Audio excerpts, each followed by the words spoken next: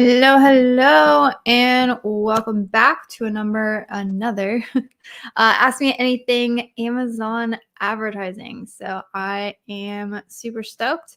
Looks like we already got some people in the comment section, which is awesome.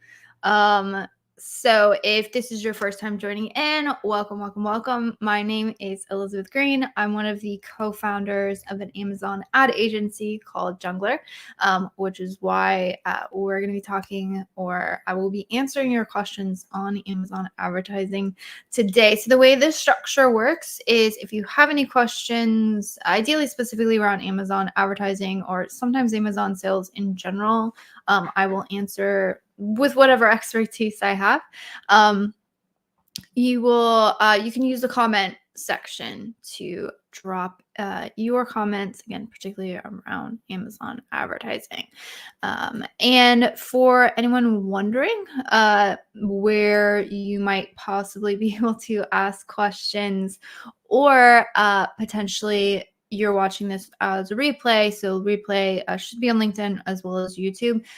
Sometimes it's a little bit difficult to join these, which I totally get. So if you go to our website and you go to Q&A section, you should be able to figure out two things. One, when are we scheduling these things? We're actually putting out a schedule, and you can check this. You can also follow the Google Calendar, which can be really helpful. You could get alerts directly on your calendar. But the other way that you can do this is if you would like to submit a question and have it answered live, but again, you're unable to join the live stream, feel free to use this form here. There's also links to past lives and some past live answers here, which you might find helpful. Awesome. Out further ado, so it looks like, again, we have some people in the comments. So that says the LinkedIn user, Amazon hat on, learning grid engaged. Let's go. Yes, hopefully I can get you guys some really good questions. Some of LinkedIn is weird, so it's the LinkedIn user. Emma says hi. Asim says thumbs up, and Mohammed says, hey Elizabeth, hey, how are you doing? Hopefully you're having a really awesome Thursday. So yeah, if anyone wants to have get an answer to your Amazon ad question, I'm booked out for the next hour, and I will be here, and depending on how many questions we get in the chat. So if we have 11 questions, then we'll just chill. We might end the live stream early, but typically speaking, we have pretty good selection of questions coming through. So I'm not seeing too many questions at the moment, although there are quite a few people watching, which is awesome. So got a question, drop it in chat. Otherwise, things that are definitely top of mind for us as an agency, which is kind of interesting, is particularly analytics. We ran an internal survey of our team members, and one of the things that we heavily work on is analytics, which actually is we got a question here specifically on what are the resources to be an expert in Amazon PPC. That is a really, really good question. I would say the biggest thing to understand, everyone's going to start at the basic level, and you're going to need to start at the basic level. The basic level is understanding which levers influence things on the shopper end. You really want to think about it like that. So for example, a lot of us, myself included, get stuck inside of advertising console, right? We're like, we have exact match, we have broad match, we got phrase match, and we have these campaign structures or these campaign structures. What you need to understand is that all of those things, budgets, bids, what match types we're using, affect where our advertising shows on the Amazon platform. And depending on where we're showing up, we're interacting with potential buyers, is the end result, with goal, of course, of converting those buyers to, or converting those shoppers to an actual buyer. So if you can really, in the beginning, when you're in the basics, right? Of like learning what does exact match trigger, what does broad match trigger, why do we set up campaigns this way, why are ad groups set up this way. Try and constantly understand, okay, I'm putting this in the back end of the advertising platform, and this is where my ads will appear based on the things that I'm doing on the back end in the ad console. That's pretty important to understand. I would say that's the first layer. If you can start off your Amazon ad journey really starting to connect those dots, that will be very helpful. The other layer that you're going to get into is once you've kind of understanding what's what and what is where, is you're going to want to understand analytics very heavily.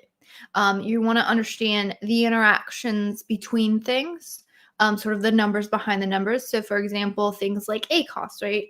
You start looking at, to do proper analytics, you want to look at the building blocks of those numbers. So for example, in ACoS, it would be ad spend divided by ad sales. You want to understand that dynamic and understand that that's a division problem, which is also a fraction. And in fractions, if you reduce both the numerator and the denominator, it is still the same fraction, meaning if my ad spend decreases at the same rate as my ad sales, I don't actually improve ACoS at all. So you're starting to understand those interactions between the numbers, what things influence each other. That would be the third layer. And then the second layer. And then I would say the third layer, which was actually an answer to a question. If you are specifically talking about how to become an expert and really desirable as to be employed to manage Amazon advertising. Now, if it's just you're managing it for yourself, I would say focus on those two layers. But if you're looking to have a career in Amazon ad management, I would say the third layer, and arguably the most important layer to have, is leveling up your communication skills.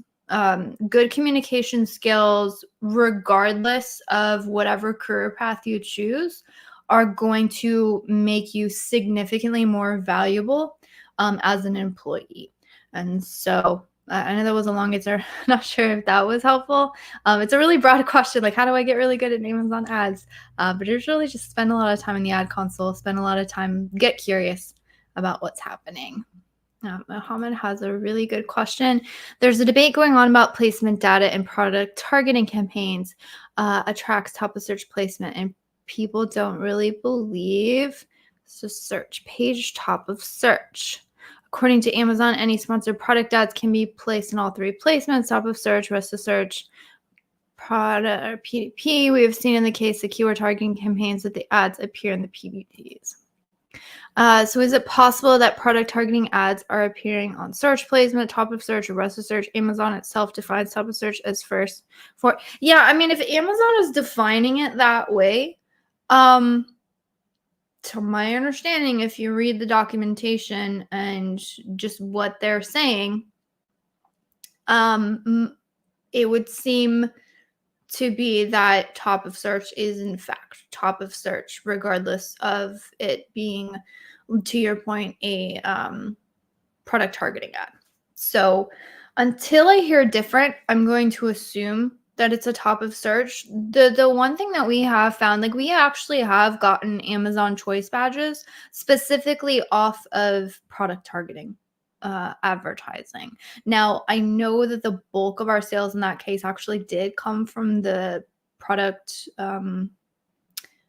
listing placements. But to my knowledge, it does show up. Now, where it gets kind of hairy is like the only way you would be able to 100% determine if that was the case, and it would be, I think, a little bit difficult to do it. Not because it would be hard to set up the campaigns, but because you probably don't want to limit your advertising to the strategy that I'm going to tell you. But if you had a product and you wanted to test it, I would set up only product targeting for that specific product. I would make sure it's in none of my other campaigns. And then I would just do product targeting and maybe see if I can put a high top of search placement to see if that product does in fact show up in search somewhere. Now, how this is difficult to determine is, one, what search pages are we actually showing up on, right? With keyword targeting, especially if we had exact match, you can go right to that keyword target and be like, oh, this is where I'm showing up, right? If you're doing product targeting, like there's no defined keywords that you might show up. Like, how do you figure that out? And so you might look at it that way. And then the other thing is, so if you're running these product targeting and you're seeing the top of search placement, but you have other advertising running, then it's hard to determine, was it triggered through a keyword or was that triggered through a product target? So my answer, again, my guess is as good as anyone's, but if the documentation defines it as the top 4 in search, then that would be what it is. Zabulon has a question. I'm in the 3rd month of selling on Amazon with some success. Congratulations. It is it's a big step selling on Amazon, so I congratulate you there. I'd like to create phrase match campaigns. Can you explain the best way to do this? Thanks. Good question. So phrase match campaigns, it's like any other campaign. You go in, create the campaign. Our preferred ad structure, or campaign structure, I should say, is one campaign, one ad group with one particular match type. So I wouldn't recommend just adding in phrase match to an existing campaign. I would recommend creating a new campaign. And then if you're trying to figure out which keywords you should put in it, I would look into what else you're targeting or converting on inside of your current ad set, and then use that to expand. So for example, if you are doing exact match and getting some good results on a handful of keywords, I would put those into your phrase match. If you are doing automatic campaigns and you find that you have certain searches that are converting well in their search term reports, I would recommend taking those and then putting those into your phrase match. But hopefully that was helpful. Feel free to use the comments to ask a follow-up question as well. But you, again, create it very similar to any other campaign. I would recommend creating a specific campaign just for the phrase match, though. All right, I got somebody else saying hi, hello, happy Thursday. Hopefully your day is going well. All right, we got another one. Hey, Elizabeth, hello. This is my first time here. Well, welcome. I'm so glad to have you. Hopefully I can be of service. First, how should be effective PPC management and accounts with more skews? Second, what's the most important KPI to be considered while setting up PPC strategy? That is a really, really great one. My answers hopefully will be super helpful. It is, yeah. So when it comes to, let's see, accounts with more skews, I would roll it up into a parent ASIN level. For sure. I don't want to make my answer too long, but there's some interesting interactions when it comes to like how total ACoS and what we call like ad sale percentage is calculated when you roll it down to a SKU level. And so it makes it a little bit easier to, one, understand, and then two, to like make sense of when you roll things up to a parent ASIN level specifically. Now, let's see, effective PPC management. I'm trying to pull it up. I did a presentation with IntentWise. I believe that's, let's see, you're listening on LinkedIn. If you go to my profile, it was live on LinkedIn and should be connected to my profile. If you can't find it, feel free to reach out to me and I'll send you the direct link. But this is a way that we actually make sense of large SKU accounts. So what you want to do is, let's see if I can increase this here. You want to go through, and like I said, we're looking at it on a parent ASIN level. Calculate the percentage of the total sales. So that's simply this total sales for this one parent ASIN divided by the sum total sales for the entire account. And then what we do is we calculate the ad spend for each individual parent ASIN, and then we're looking at the percentage of the total ad spend. So basically, the problem with very large SKU accounts or very large, products with or accounts with a lot of products is it becomes very difficult to know where to focus. And there are certain things that are going to make more of an impact on the account than other things. And because you only have so many hours in the day and there's only so many things you can focus on, and there is only so much ad spend you should be allocating to a product based on its total sales volume. Because if your ad spend it gets too much and the total sales do not keep up with that, that is essentially going to be really high total A cost or basically unprofitability on that product, because total A cost is ad spend divided by total sales. So what you want to do is gauge where should I focus in, and then if you're looking at it from an ads perspective, we look at percentage of total sales, percentage of total ad spend for what we call account impact, like how big of a piece of the pie is this thing? And then we look at then the total A cost, the A cost, and then what we call ad sale percentage, which is your ad sales divided by total sales, tells you like what percentage of my total sales are coming from my advertising. And then we look at this for ad efficiency. So for example here, let's see if we can pull this out a little bit. You can see that this particular product has a high amount of ad spend, but the total A cost is 11%, which is well within targets. Notice that my second highest spender has a 16% total A cost. So this is some place to focus because, again, it makes up a high portion of our ad spend and there's less efficiency. So then if the question is this product, so instead of saying, oh, I need to lower total A cost on the entire account, I go, I need to lower total A cost on this product, and then what portion of this $3,400 and change dollar ad spend is inefficient, and where can I lower some of this and still maintain the total sales volume? So where you're focused and your question becomes much more dialed in and actionable. Other places would be, okay, so this particular product, I'm wildly overspending here, like by a lot. You could see that A cost is fine, but total A cost is bananas. And so I need to like significantly lower ad spend here. So it gives you portions of the account to focus in on. And then to do you should just be keeping up with your routine optimizations which are like say bid management, budget management, looking for your search terms for negative keywords, all of that stuff is routine. And then you strategically dial in on the things that you should be focused on, given the report that I just showed you. And then what KPIs are important to focus on? I would say total sales volume, total sales, ad spend, total A costs, and A costs would be great ones. If I added a third, maybe I would add that ad sale percentage in there. But if you look at those and then particularly those numbers over time, that will give you a really good idea on, am I making more sales? And then looking at total A cost for profitability, and then looking at A cost for ad profitability. So hopefully that was helpful. That was kind of a long answer, but I appreciate you joining. And it was a really great question. Here's a good question.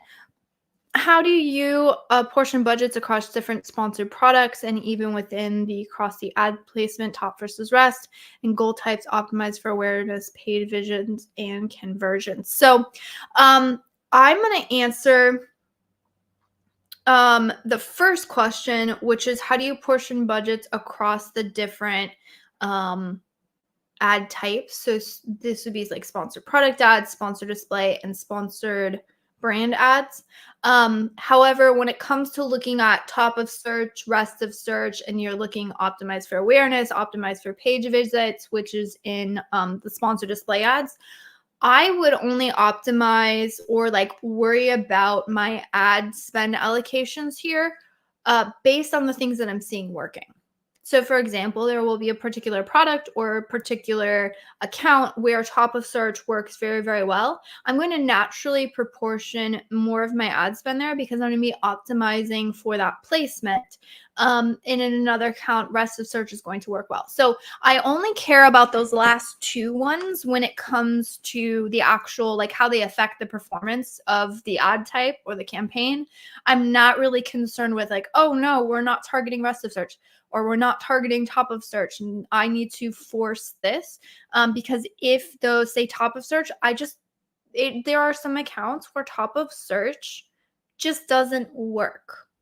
Most times it does, and most times the conversion rate's great, but there's sometimes you just can't get good performance. So I'm not going to force something because I need to if my KPIs are just garbage. I don't want to make the account unprofitable or cause poor performance just because, again, it's something I should be doing. But as far as the sponsored product, sponsored display, sponsored brand split, I would say heavily in the beginning, your account is going to be focused in on sponsored product ads. That's totally fine. And something I would expect, like in the beginning, you might have like 80 to 90% or sometimes 100% of your total account in sponsored product ads. That just starts to shift. And what we see is that accounts that are just optimizing for performance and pushing things based on performance tend to end up the rough ballpark averages. I think with about 75% of the total spend in sponsored product ads, maybe a little bit less if you're pushing sponsored brand ads a little bit more. And then roughly maybe about 10%, sometimes even less, is coming from sponsored display ads. And that would make up about 15, so maybe somewhere around 15 to 20% of total ad spent in sponsored brand ads. That's like roughly what we see. Again, I would push for performance more than I would push for, again, must do this. So for example, there are certain products where we'll heavily test sponsored brands or display, and it's just like the performance just isn't that great. For some reason, that product does not perform well in that ad type. I wouldn't be too worried about that. I would be like, well, we tested it, and if it doesn't work, then we need to pivot from that. So hopefully that was helpful. Cool. Oh, Mohammed said the problem at the moment is we don't have any search terms data yet in product targeting campaigns. Yeah, that's kind of what we're seeing as well, which makes it a little bit weird to identify. This is going back to the question of where do the top of search show up in sponsored product campaigns? Like where are those coming from? Yeah, we haven't really seen much happening there. Hopefully they'll add that to the search term reports, but I would agree with that. That's what we're seeing as well. Philippe had a good question. Hey, Elizabeth, talking about automatic campaigns, would you suggest negating the good performance that you actually move to the manual campaigns? Also, how many keywords you should suggest to be included in a single campaign? I feel that it would always tend to increase, and some sources recommend small numbers. Yes. That's a really good question. So first answer is I would not negate something if it's already performing. Leave it as is. I have tested myself like negating things when I move it. The thing is sometimes it's a little bit hard to replicate the performance in the new placement. And so if something's working, you never really want to turn it off. Now the answer to the second question, how many keywords per campaign? My answer is going to be it depends. But then your follow-up question is going to be like, all right, great. Depends on what? I'm trying to find the video so I can show it to you on our page because I actually went through and gave a much more specific answer. So it looks like you're watching on LinkedIn. It's going to be over on our YouTube channel. I'm going to see. And if I can, I'm going to drop it in the chat. See if I can find it. But the answer, oh, here we go. I see it here in our, so it's this video right here that says single keyword campaign question mark. I'm going to drop that in the chat. I don't know if that goes into the LinkedIn chat. If you're unable to find this, Philippe, just message me and I'll text you the link to that. Anyway, so it depends on what. The question you want to ask yourself is how important are impressions to this strategy that I'm running with these particular keyword sets? And the second question is how much do I need to control the spend that is going to these particular keywords? So the two extreme examples, the one would be in the case of a very high volume exact match ranking strategy, right? Impressions are insanely important to my strategy. And I really absolutely need to tightly control the budget on this particular keyword. And so in that case, I might even go to the extreme and do a single keyword campaign. Now, on the flip side, say I found a whole bunch of one strategy that's actually working really, really well for us is a low bid single word broad match. We scrape the keywords from a particular listing, put them in single words, throw them in a broad match, put a low bid. How important are impressions to the strategy? Not really. It's a low bid. Half of the keywords don't get impressions whatsoever.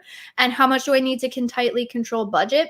I don't really, because this is a low bid strategy. I never intend to increase the bids beyond, I think, like 25 to 30 cents at max. And so therefore I'm really heavily controlling things on a bid level. It doesn't really matter. So in those cases, we might have hundreds of keywords in there. So again, those are the two extreme examples. I don't like hard and fast rules. I've been around long enough that I remember when everyone said no more than 100 keywords, and then everyone said no more than 50 keywords, and then everyone said no more than 20, and then it was no more than 10 keywords, and now the conventional wisdom is no more than 5 keywords. I think it's bullcrap. I think supposed to be doing a debate on this, so that'll be kind of interesting to see if I can defend my position against someone who adamantly believes the other way. But my problem with the whole 5 keyword rule is, what happens if I come up with a list of 6 keywords that I want to group? Do I put one in an additional campaign? Like, why is it that cut and dry? Because that number can be split so many different ways in so many different scenarios. So I'm not a huge fan of like a very hard and fast rule to it. I just want to think of it in levels of control, and we split them out that way. And at the end of the day, worst case scenario, you move a couple things. It's not the end of the world. Chad, hello, Elizabeth. Hello. Welcome back. Thanks for joining. How often you're changing bids for a given product or keyword? We adjust bids a couple times a week. It depends. If we have like a go scenario and where there is, maybe it's a product launch and we need to look at something, we'll go back into the account and we'll check on it. Like say 24 to 48 hours in, just to make sure that like we're gaining traction on something. Because sometimes, if you wait, like you have your usual bid cadences, which again for us is a couple times a week, and then you'll have your specific use cases where it's like a high volume ranking, you have a new product launch, maybe you're noticing a really intense spike in spend, and so you're going in frequently to check for like clicks with no sale keywords.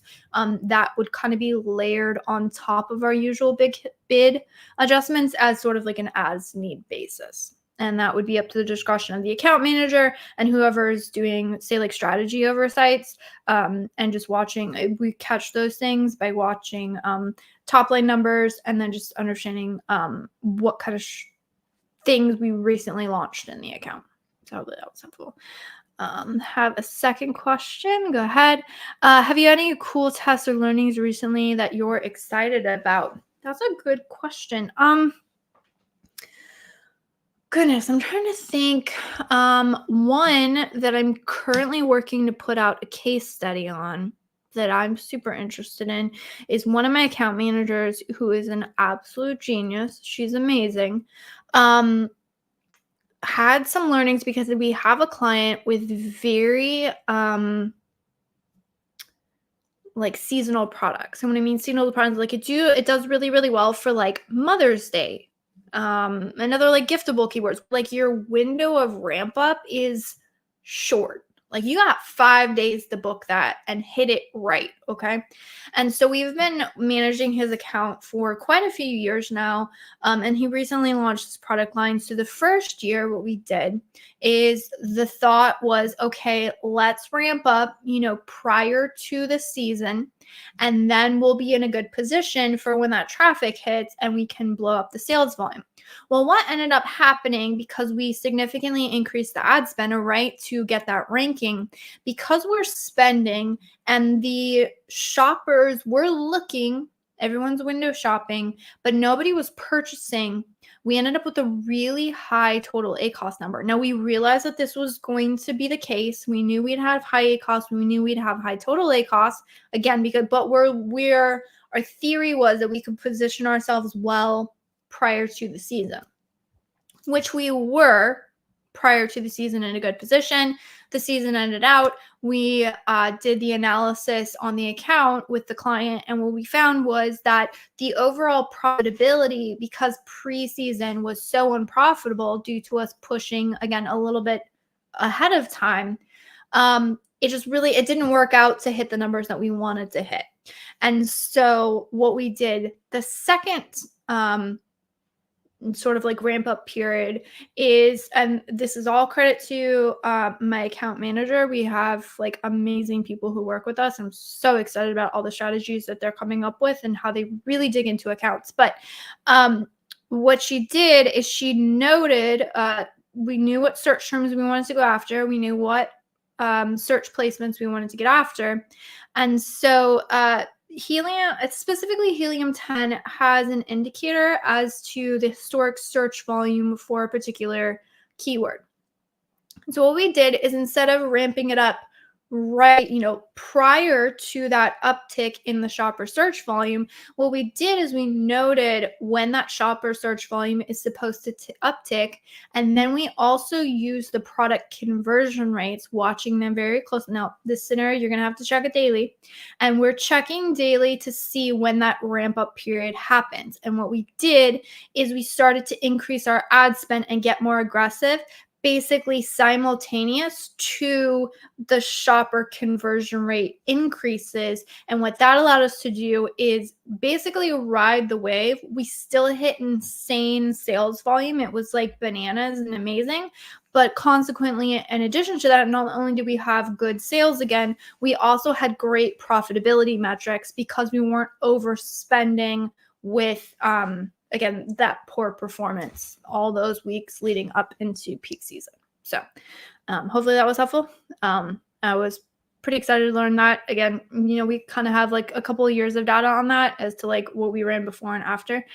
So I keep meaning to put that together among the other 20 things I have stacked up on my plate. But anyways, data 7. I wouldn't even negate 100% a cost depending. I think it's best to reduce budget and bid if it helps with ranking. That's a good comment. I would say sometimes it is helpful to negate. Now, the thing that I look at if I have over 100% a cost is, what is the sales volume for that 100% a cost? That would be my other point of feedback. So, for example, if I had a search term, say it's triggering through an auto campaign, right? And I'm seeing that it has, a ton of sales associated with it, you're right. I probably wouldn't negate it, and I probably would control the bid. However, if I'm seeing over 100% a cost, I'm having a ton of clicks. Say I had like 50 clicks on it and I had one order. That's a lot of ad spend going to something with little to no impact on my total order volumes. So I would, in this case, I would negate that search term. Now, this is definitely on a case-by-case basis. I wouldn't go through and automate this. And you're right. I'm not a fan of excessive negative keywords, but my argument would be there are some use cases and limited scenarios in which adding a negative can be very helpful for controlling profitability in the account. It's a good question and a hard question, one that a lot of sellers are dealing with. What should we do if the category is filled with Chinese sellers after you entered into that category? This can be difficult because oftentimes Chinese sellers are also the manufacturers, and so they're able to offer much lower price points. I would say make sure you continue to lean into your competitive advantage. Really, your sales are determined by your conversion rates. If you can maintain a strong conversion rate and strong sales, Chinese competitors are going to be like any other competitor. Where it gets difficult is if they lower their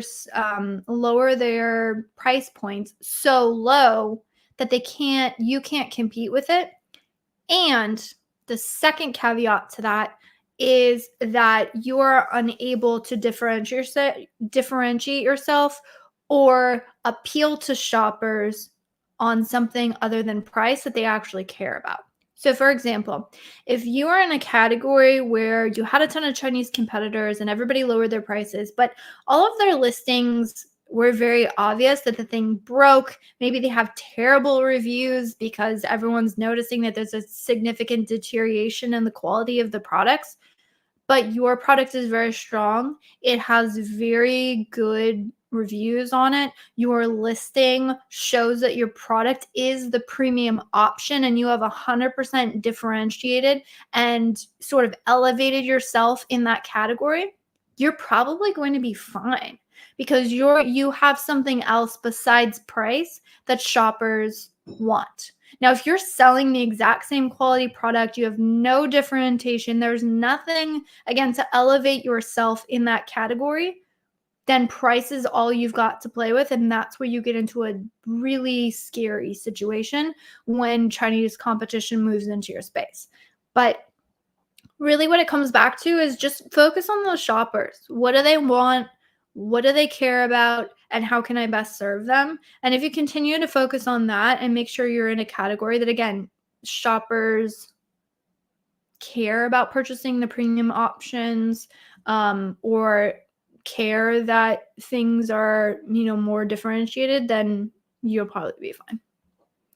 According to Asim, I'm doing a good job. So thank you very much. Hopefully this has been very, very helpful.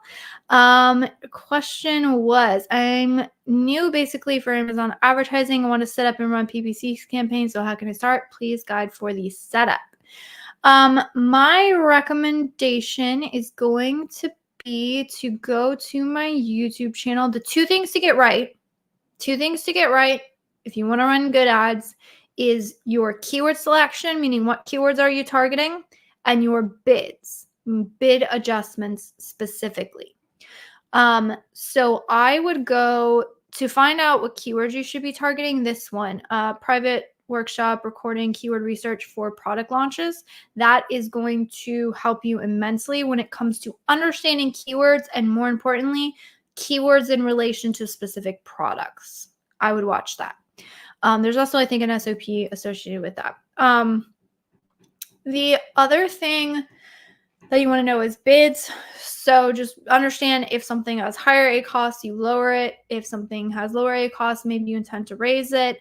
And you want to be doing that quite often. Like I said, I would do it at least twice in the account. If there's a limited to no ad spend, maybe you can get away with weekly. And then let's see, starting the close third is going to be ad structure. So I'd say keep one campaign, one ad group, one product structure. Now it's possible if you have variations to group the variations inside of a campaign. If you want to understand why or the groupings of that, I have another video, which is going to be how to increase sales, the best variation ad strategy. So it says advertising variations. I would look at that to understand sort of the groupings of products you can have inside of campaigns, if that's applicable to you.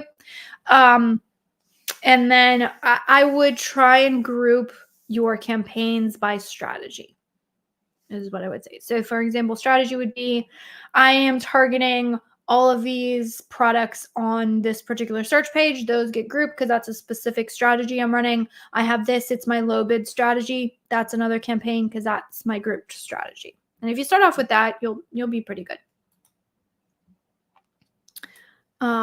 Quill says, can using keyword modifiers in the backend enhance ranking for additional keywords? For instance, I would use plus Tumblr to be more effective than just Tumblr.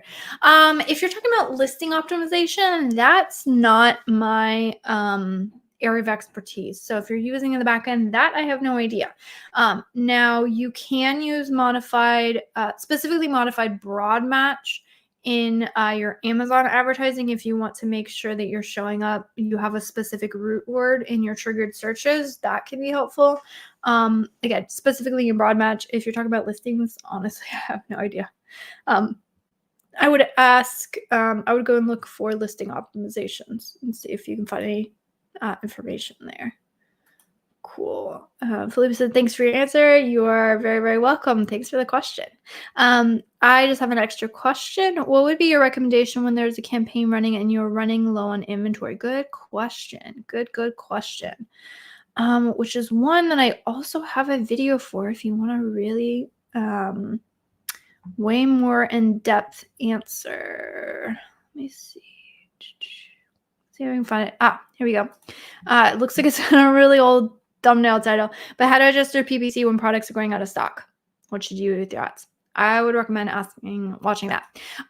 Although our typical rule of thumb would be to most likely lower the ad spend. Our goal is not to accelerate how quickly the products go out of stock. Now, it really depends on when you think you're going to get your restock in. For example, are you just going to be a couple days out of stock? Can you limit the sales on the product by limiting some of the ad spend that's going out, and then kind of float that inventory and be able to get it back in stock really quickly? Or are you going to be out for quite a few months and then you want to, it's not like you're going to get back in soon and you can, it's hard to float low inventory for a couple months. The other thing is that we'll do very aggressively would be to go through and limit any test campaigns, things that have poor performance, so high clicks and no sales, like all of your typical reduction in like what's called like ad spend waste, meaning it's not generating sales for the product, because oftentimes those like test things, possible to get quite a bit in the ad spend there, which is not going to make sense if your product's going to go out of stock. So for example, if you've been pushing heavily and it's been a little bit unprofitable to say rank the product, you probably want to pull back on that strategy because you're going to go out of stock anyways and you're going to lose rank. So therefore, it doesn't make sense to run that strategy. So just like think about it, try and think about it really logically, is like, what am I doing right now? What strategies am I running in my advertising that I'm running now for a long-term benefit that I will lose because the products are going out of stock? So for example, aggressive tests, ranking is typically the things that, again, are sort of like your long-term plays. And that's not going to make sense if there's no stock to sell. So you want to pull back there specifically. Cool. Those are really, really great questions. This has been awesome. I got another 15 minutes or so. So if anyone's got any more ad questions rolling on through the chat, I will make sure that we pick those up. But if we don't get a couple more in another couple minutes, I'll probably end the stream early just to save you guys all just listening to me randomly talk. Looks like we got another one. Cool. Thanks for your answer. My next question is, do you prefer manual PPC handling or just using the help of AI? And what is the type of AI you use? Not a fan of AI. No, not a fan of AI. What I can tell you, what we do internally is sort of a now automation is not bad. Okay. We use sort of a hybrid approach, meaning we have certain automations in the back end, but we have someone manually go through and check, like just sort through what that sort of automation is spit out to make sure that it makes sense before we then push those changes into the ad console. That's how we do it. There are certain like fully automated systems. Let me see if I could pull some up. So it depends on what you're looking for, right? If you're in the beginning, if you don't have a lot of ad spend, and also if you're still trying to figure out the relation, like what happens when I lower bids on these things? What happens when I increase bids on these? Our internal algorithm was actually based off of me making manual changes and then seeing the impact of those changes and then adjusting the algorithm based on what I'm seeing. So we had this really good feedback loop. And at this point, we're super solid on what we're doing. But if you wanted to test automated systems, again, I'm not a huge fan of the things that say AI. But I'm going to pull up them for you here. If you wanted, again, if you're looking for something, if you're like, I'm tired of doing it myself, bulk files are a little bit too much, I need something, then you want to make sure that you are using a software that aligns with your own knowledge base and also how you prefer to manage. So if you want a completely hands-off system, if you're like, I don't even want to think about it. I want the algorithm to do the thing. I want to have minimal input tweaks. I want it to do well. I was personally not a fan of like completely hands-off kind of thing. That being said, if you do want something and that's like, that's really what you want to do, I recommend Ad Badger. They have the best hands-off bid algorithm out there that I've seen. And they do really well, good results. Again, this has minimal inputs. We tested it for a while and actually got really good results, but we want all the buttons and all the whistles. And so that's why we're not currently using them at mass. We might have 1 or 2 accounts still using it. But they have the best in terms of, again, a completely hands-off, not completely hands-off. I don't want to say that, there's plenty of inputs, but like more hands-off in their automations. Now, if you love data, if you want to get crazy with your data, if you want to be able to do all kinds of custom like data analysis, and if you're thinking about potentially later on having your own data warehouse, then you're going to want to look into IntentWise. IntentWise also has a really good software. It's more, they also have AI, which the guys at IntentWise are super smart. And they're doing some really good things. So I haven't yet tested their AI solution, but they're really good and they lean heavily into the data analytics. So they have a lot of options for that. And then if you want to be able to set up things, if you want to get into the nitty gritty and you're a little bit more cost conscious, caveat to this is you got to get nitty gritty with it. So the customization is immense. However, oops, I just stopped sharing. Hold on, let me share the last one. But the last one was going to be Scale Insights is the one I would recommend if you want to get super in the weeds and you're like, I want all the tweaks and all the things. That's where it's at. That's one we haven't really tested at mass because, again, we're really happy with the results we're getting with our own internal systems. But for those of you who want something like that, that's a really good one. Cool. So thanks. One more related to PPC. All right, here we go. How can we obtain an advertised product report for sponsored brand ads similar to what we do for sponsored display ads, given that there's no direct option for sponsored brands? Are there any alternative methods to generate such a report for sponsored brand campaigns? That's a good question. So my guess is you're trying to figure out the spend for sponsored brands. Unfortunately, it's just not available. That's honestly one of like the banes of my existence, is the fact that you cannot get spend at a per product level for sponsored brand ads. Go ask me why. I don't know. I wish they had it. So you really can't get it, which is not a great answer. I'm sorry. Like, you can get an attributed purchases report. That's what it's called inside of sponsored brand ads. I'm looking at it right now. Let me see. This doesn't have client data on it, so I can share it.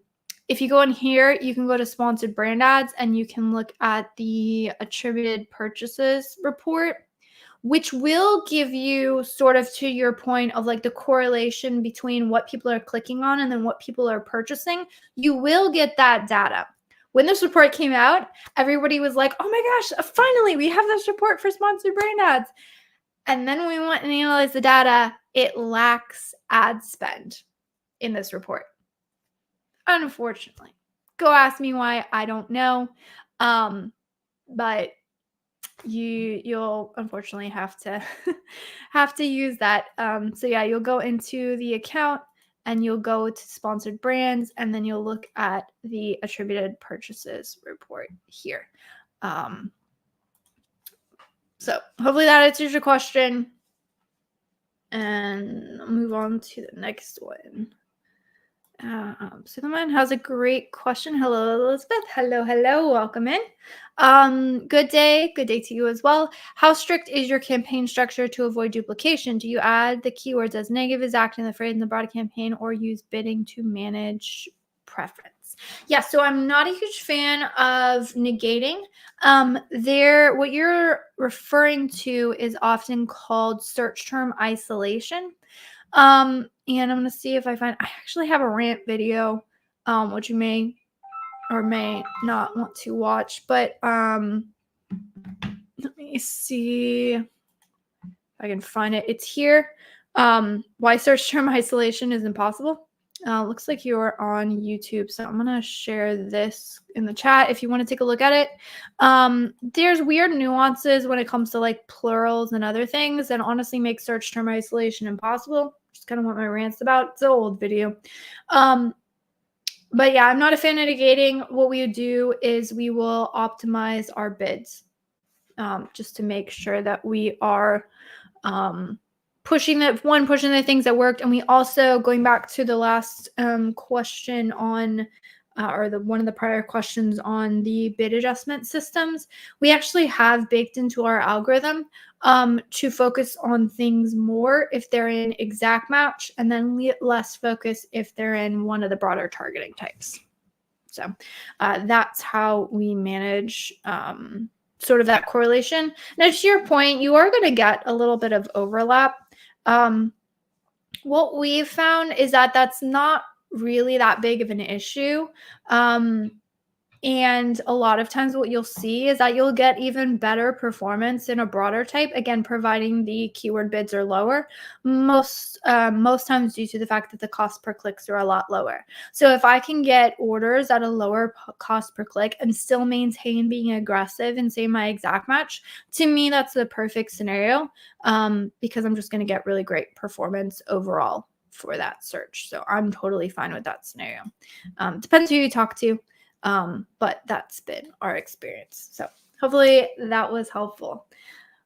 Cool. So it looks like we're probably at the end of our question stacks. So what I'm going to do is I'm going to quick plug where you can find, because I'm doing these every Thursday, so where you can find these. So if you go to our website and then you go into Q&As, you'll be able to, we're updating this as soon as we push the next Q&A, so you can get the most recent one, follow it on YouTube. If you want to see any of our next coming up live, so the next one we have is at 12 p.m. EST. You can also follow this Google Calendar if you want to get Google alerts, which is really helpful, I think.